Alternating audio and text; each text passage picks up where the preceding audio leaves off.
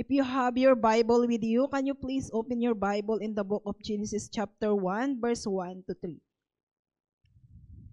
Let us read po. In the beginning, God created the heaven and the earth. Now the earth was formless and empty. Darkness was over the surface of the deep, and the Spirit of God was hovering over the water.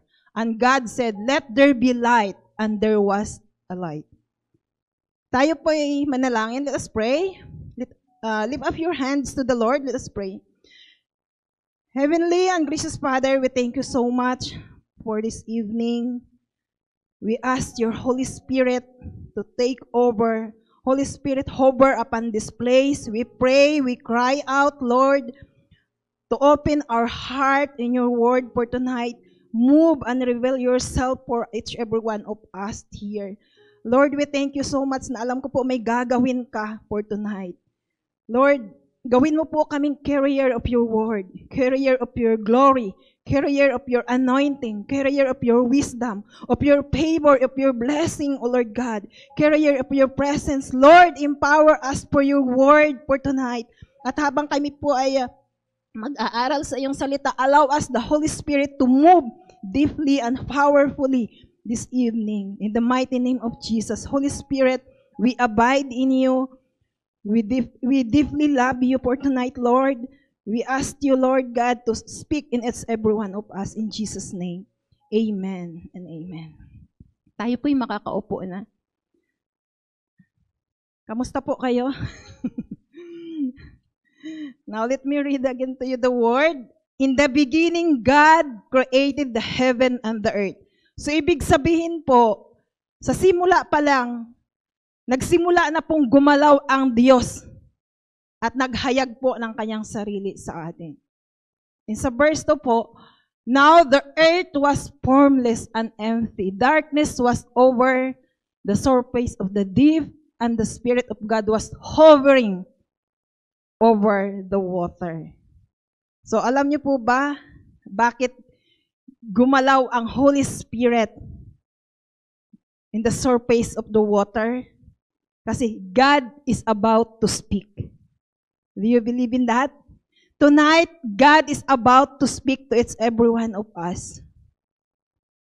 Ang Holy Spirit po, kapag kumikilos po siya sa buhay natin,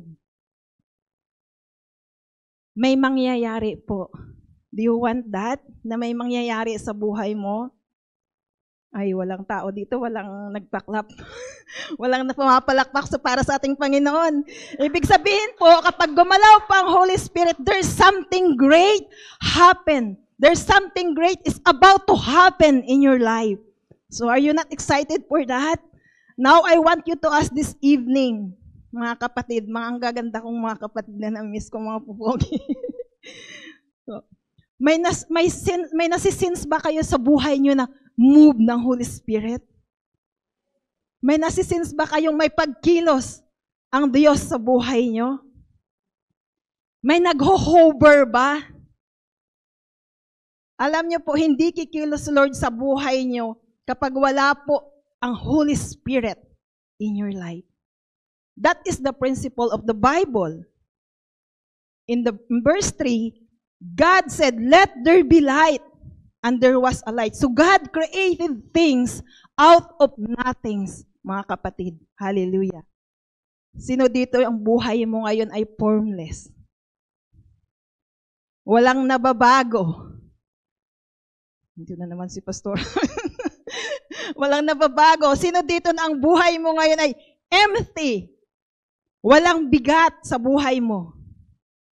Sino sa inyo na yung buhay mo ngayon ay parang nasa darkness?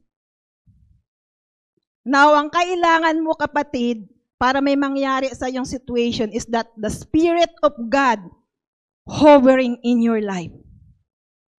Kapag sinabi pong hovering, ito po talaga ang umiikot po siya, nag-hover po siya in the surface of the deep, sabi sa Bible, sa nabasa natin kanina sa text po natin. Now, ang atin pong prayer for tonight, dapat po, this 2025, sa gabi pong ito, yung banal na espiritu po, ang siyang manguna, ang siyang kumilos sa buhay natin. The Holy Spirit will hover upon your life, will hover upon your business, will hover upon your work, will hover upon your family, your marriage, will hover upon heaven and heaven of worship dito po sa church natin. Amen? The Holy Spirit will move in your life. Now this evening, I want you to desire, mga kapatid, in your heart that sabihin mo, Lord, sa gabi pong ito, hindi ako papayag na hindi ka kumilos sa buhay ko. In verse 3. Now, sabi ng Lord, balik tayo sa verse 3, Brother Mark. And God said, let there be light. And there was a light. So huwag kang pumayag. You need to speak sa buhay mo. You need to declare something in your life. So huwag kang papayag na wala kang word of instruction, wala kang word of direction, word of inspiration, word of challenge. And our topic for tonight, tinaitulan ko po na, Building the Strong Spiritual Atmosphere. Ayan po yung ating topic po. Alam niyo, patapos na ako, no? Marahil po, meron ng spiritual atmosphere po sa family po natin. Sa buhay mo. Pero ang problema, hindi nga lang strong. Kaya, we need to build our strong spiritual atmosphere sa buhay po natin. No, kapag wala ka pong nasisense na presence of God, wala kang nasisense ng movement ng Holy Spirit over your marriage, over your business, over your work, over your family, over your finances, over your children, the ministry that God entrusted unto you, you need to make it strong, kapatid. Amen?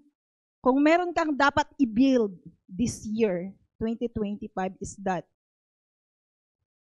the Holy Spirit will hover upon your life. In Genesis chapter 2, kailangan po muna nating makita natin na ang Holy Spirit will hover upon your life bago kumilos ang Diyos sa buhay po natin. Amen? What's the point? Listen, mga kapatid. Mahalaga po ang pagkilos ng Holy Spirit in our life so that God can move on it. Amen? Pansinin niyo po, kapag nag-aaway po ang mag-asawa, anong namamayaning atmosphere sa bahay niyo? Ano ang namamayaning, kapag may wala po kayong pagkakaunawaan ng mag-asawa, anong namamayaning atmosphere? Yung aura, ano ang namamayani? Samaan ng loob, galit, division, inis, di ba? Walang pansinan. Yan po yung atmosphere na nangyayari sa loob ng bahay kapag may wala pong pagkakaunawaan ng mag-asawa. Tama ba? So, ibang atmosphere ang nabibuild. Alam niyo mga kapatid, sasabihin ko, before God moved to create all things, it say that the Holy Spirit hover over the surface of the water. That means the Holy Spirit is preparing the spiritual atmosphere before God speaks. The spiritual atmosphere over your life is so important, mga kapatid, for everything you want God to do in your life. Kung meron kang gustong gawin ng Diyos sa buhay mo, it is important to build a strong spiritual atmosphere. Bakit? Bakit tayo inuutusan sa Bible na mag-pray? Bakit tayo inuutusan na magbasa ng Bible? Bakit tayo inuutusan na mag-fasting, mag-worship? Kasi ang mga bagay na yan ay preparation yan for building a strong spiritual atmosphere in your lives. Prayer invite God's presence. Worship invite God's presence. Fasting attract God's presence. Spending in the Word of God is listening to the voice of God. That means na kapag ginawa mo natin po ang mga bagay na ito, nasiset po yung spiritual atmosphere sa buhay po natin. And the result, there will be the move of God. in our life. Are you getting on it? A strong spiritual atmosphere over your life attract the move of God. Kaya mga kapatid, kaya kapag nagsimula po tayong mag-build ng strong spiritual atmosphere, we attract the move of God upon us. We are getting God attention to come upon and move in a new way, in a powerful way, sa buhay po natin, sa family po natin, sa ministry na pinagkatiwala sa atin ng Diyos. Amen? So what happened when we build a strong spiritual atmosphere? Ano po ang mangyayari? Ulitin ko ano yung aura, yung atmosphere sa buhay mo ngayon. Ano yung what is your atmosphere in this moment in your life? Kung ano man yan mga kapatid, I want you to break that and build a strong spiritual atmosphere. Unang-una, what happened when we build a strong spiritual atmosphere? Number 1, God moves mightily. So given na po yan. Nakita po natin kanina sa Genesis chapter 1, verse 1 to 2. I'm going to read it again to you. In the beginning, God created the heaven and the earth. Now the earth was formless and empty. Darkness was over the surface of the deep, and the Spirit of God was hovering over the water. So see that? The time po, yung mga tao po, nung create ni Lord, yung wala pa pong mga tao. So nagbi-build pa lang, nagpe-prepare pa lang. The Holy Spirit, alam niyo po ba yung verse 3 sa Bible? Nagpakita po siya sa atin na how to experience God. Kasi, let there be light, and there was a light. So doon pa lang sa verse 3, na-experience na po natin yung pagkilos ng Panginoon. Yung salita niya. Akala natin simple-simple verse lang yan, no? So, doon pa lang pinaranas na sa atin ng Lord. Na-experience po natin siya to how we encounter God and how we enter in the move of God. That is the key, mga kapatid. How to invite the supernatural, the move of God sa buhay po natin. Wala pong tao sa mundo yung ginawa pa lang ng Lord. We hover, the Holy Spirit hover upon the surface of the deep. So, when God the Father see that the Holy Spirit is hovering and prepared, handang-handa na po ang spiritual atmosphere, strong spiritual atmosphere po. Dapat, then God said, let there be light. And there was a light. See, kapag okay na po at handang-handa na po yung spiritual life mo po, your atmosphere mo, sa family mo, over your ministry, God will move mightily. Amen? When we engage in building a strong spiritual atmosphere, it's like the Holy Spirit is powerfully hovering over our lives. Then you will be assured that great things are about to be happen. Amen? Number 2 po. God words come to reality. So what will happen when we build a strong spiritual atmosphere? Pangalawa po, God word comes to reality. So, what's the Bible say in the verse 3? Let there be light, and there was a light. So the word of God comes to reality. Ibig sabihin po mga kapatid, kapag ikaw ay nagbibuild ng spiritual atmosphere, ang mga pangako ng Diyos sa buhay mo will be happen. Naniniwala po ba tayo? Will manifest, will fulfill. This 2025, let me ask you, bakit tayo nahihirapang makita o makamtan ang pangako ng Diyos sa buhay natin?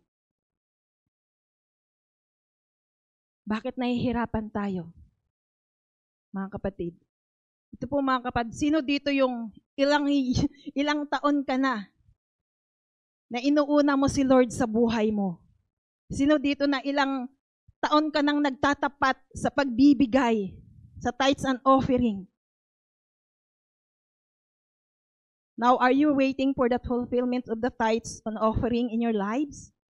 Sabi ng Lord sa Malakay 3:10, bring the whole tithes in the storehouse that there will be food in the house.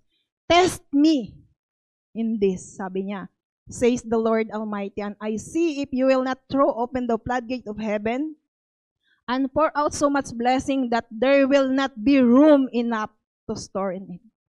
So are you waiting for that fulfillment? Who among you waiting for that fulfillment? You know what, mga kapatid? Kaya po nahihirapan tayong makamtan ang mga pangako ng Lord sa buhay po natin.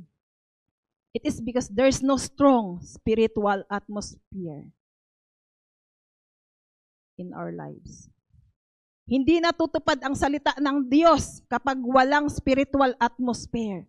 Kaya pansinin po natin, mga kapatid, kapag inaayos mo ang prayer life mo, something great is about to happen. Kaya may nangyayari talaga kapag inaayos po natin ang ating relasyon sa Diyos.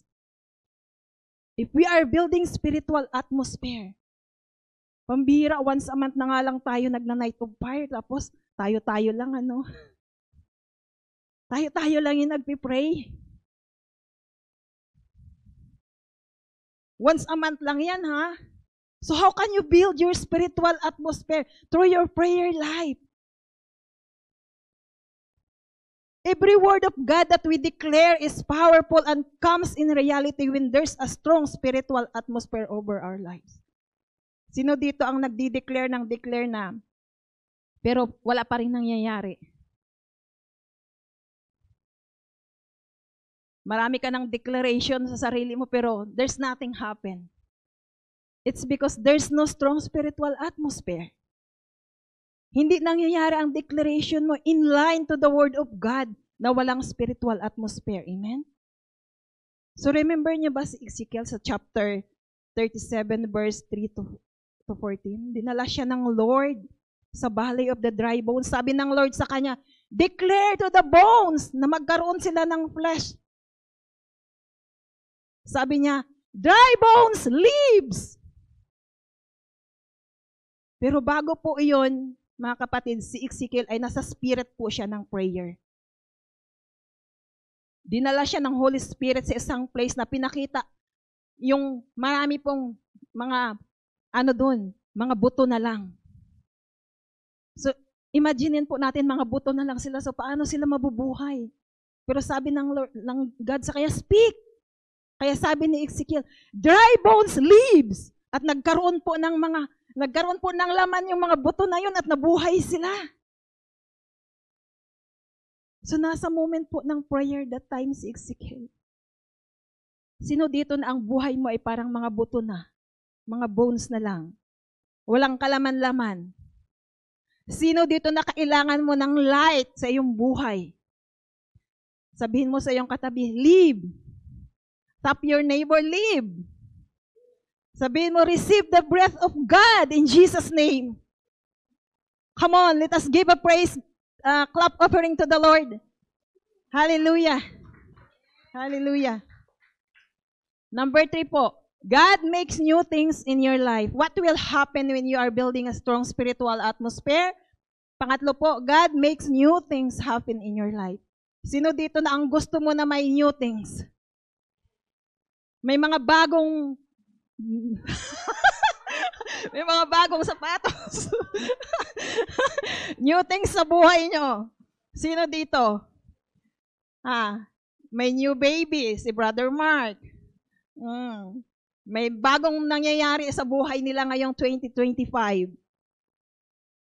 Lift up your hands, sabihin mo kay Lord, Lord, make a new things happen in my life. Come on, lift up your hands. Say to the Lord, Lord, make a new things happen in my life in Jesus' name. Come on, give praise clap to the Lord. Hindi niyo po alam. Hindi niyo po alam yung pagpapalakpak po nating something will happen. Sa isang conference po, way back in Philippines, sabi ng isang pastor, your clap to the Lord, the enemy will silent. So this hand for the Lord, hindi ito panampal sa asawa at mga anak, ha? Hindi yan panampal sa asawa at anak. This hand is praising for the Lord. Amen? So, mga kapatid, God does extraordinary things in your life. God makes new things happen in your life if we building a strong spiritual atmosphere. Sa mga bagay po na hindi po natin ini-expect, God will make a way. Something great to be happen in your life. Now, mga kapatid, napag-aralan na po natin yung what happened when we're building a strong spiritual atmosphere. Now, the question is, we are in the instruction now. How to build a strong spiritual atmosphere over your life. Kanina, what? Ngayon, how? How to build the strong spiritual over your atmosphere over your family? Number 1, fervently prayer. Tanungin mo katabi mo, kamusta yung prayer life mo, kapatid? Kamusta yung prayer life mo? Nagpi-pray naman. Sabi niya, nagpi-pray naman. Ang tanong, fervent ba? Fervent ba yung prayer mo? Ang sabi sa Bible, pray fervently. Eh bakit bagsak ang buhay natin? Kasi bagsak din ang prayer life natin. Am I right? Kapag bagsak po ang prayer life po natin, bagsak talaga ang buhay natin. Ito po mga kapatid, huwag po tayong ma-offend, to be honest. Kapag ang isang Kristiyano, ang kanyang prayer life ay bagsak, ibig sabihin po, backslider po yan. Tama po, di ba, Bishop? If you are a Christian, and then yung prayer life mo ay bagsak, you are a backslider. You can be in the church na hindi maayos ang prayer life mo. Kaya that is the reason bakit bagsak ang buhay mo. Kung magtataka po tayo na wala pong pagkilos ang Lord, it's because bagsak yung prayer life mo. Napakahalaga po ang prayer life po natin. Alam niyo po kung bakit napakahalaga? It is because prayer cancels pride. Kapag ang isang Kristiyano na walang prayer life, napaka-prideful po niyan, mga kapatid. Saan ka huhugot ng lakas mo? Ibig sabihin, kaya mong pakilusin yung buhay mo na wala si Lord. Kapag wala kang prayer life. If your relationship to God is important to you, the presence of God should be your priority. Amen? Kaya tayo mga kapatid, ini-encourage ko po kayo. Mag-attend po kayo ng night of fire nyo once a month lang. Kapag may ini-impose po si Bishop at yung mga pastor nyo, oy, may mga prayer group tayo, mag-attend po kayo, atinan nyo po yun. Kahit online lang po, kahit makinig lang po kayo sa kanila. Kaya ini-encourage ko po kayo, kapag may mga group po kahit nagpipray kayo, atinan nyo po yun. Amen? Kasi napaka-importante po yun. Do something that you did not done before. Do something that you did not done 2024, you need to do it this 2025. Kung tamad na tamad ka manalangin nung last year, sipagan mo na ngayon. Pagod na siguro si Bishop. Manalangin kayo, kapatid, manalangin kayo. Manalangin kayo. Pero hindi kayo nananalangin.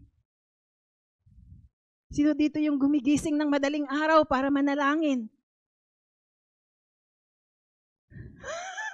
At nanahimik ang lahat.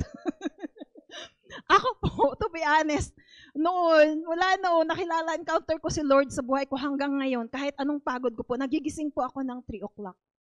Hindi ko alam kung bakit. Kahit minsan gusto ko pang matulog, pero kailangan ko yung ginagawa ko po, bumababa ako sa higaan ko.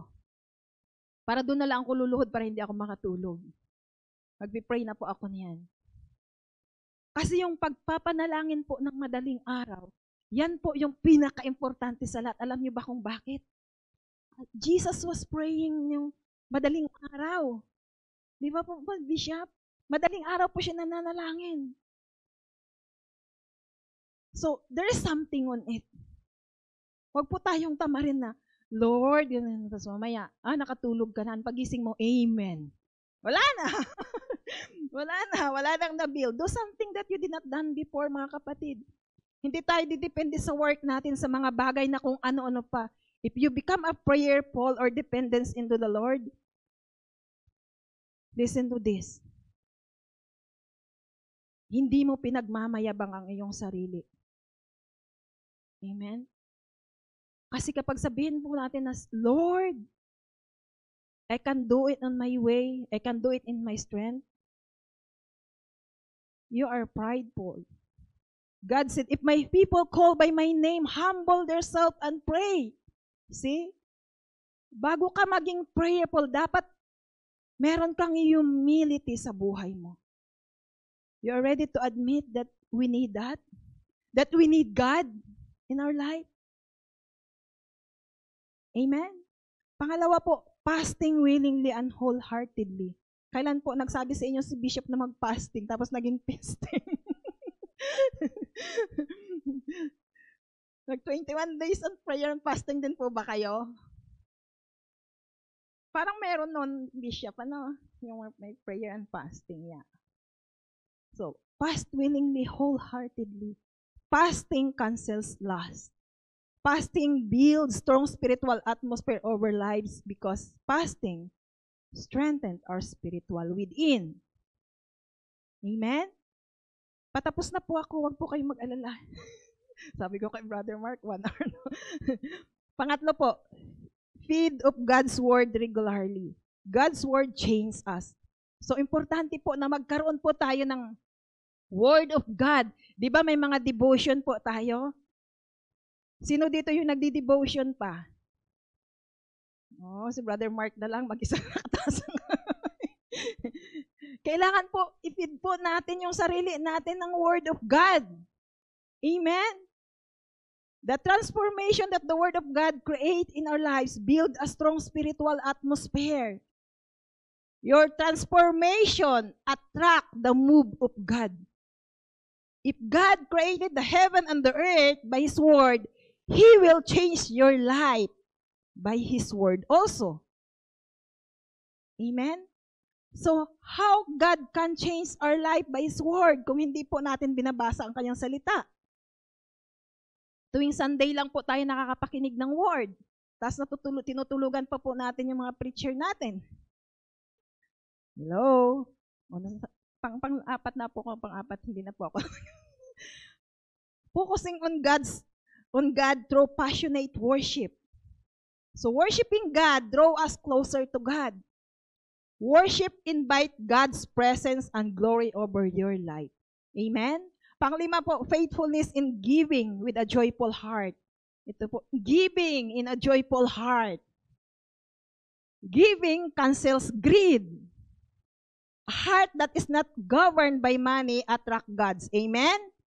So if you want to attract God in your life, you need to be faithful in your giving. Are you getting on it? Tap your neighbor, be faithful. Amen? Be more aware of the spiritual realm, mga kapatid. Maging aware po tayo what happened in spiritual realm greatly affects the natural realm. Amen? Build your spiritual altar. And that is your prayer life. Yun po yung pinakamahalaga po sa atin, yung prayer life po natin. So praise God. Nandito po tayo ngayon, mananalangin po tayo. Amen? So tayo po tumayong lahat sa ating pagtatapos po. Let us pray. Hallelujah. Heavenly and gracious Father, we come to you this evening ready and willing to display your work in our lives. Lord, we desire to be filled with the Holy Spirit, to be more like Christ in our thought, action, and attitude. God, obviously, this is just the very beginning of the Bible, that we will see throughout God's Word is the power of His Word. not just bring a world into the being, bring people into being, but to bring supernatural light to sinners. Faith comes from hearing. In Romans chapter 10, verse 17 says, hearing by the word of God. Lord, when we hear your word, by the power of your Spirit, open our heart to believe in Jesus, to trust in Him for salvation from our sin. Lord, and we want to experience eternal life with you. We want to build a strong spiritual atmosphere in you, Lord. Teach us, Lord, to walk with you, to build a strong spiritual atmosphere, O God. Lord, we pray that you will bring other people to supernatural life through our lives, O God. Through in our word, Lord, use our lives mightily, God. We pray for our family members, for our friends, O Lord God, for our neighbors, our co-workers, Lord, that we're going to use our lives, Father God, sa buhay po nila para makilala kanila, ma-encounter kanila, O Lord God. Lord, use us mightily, O God.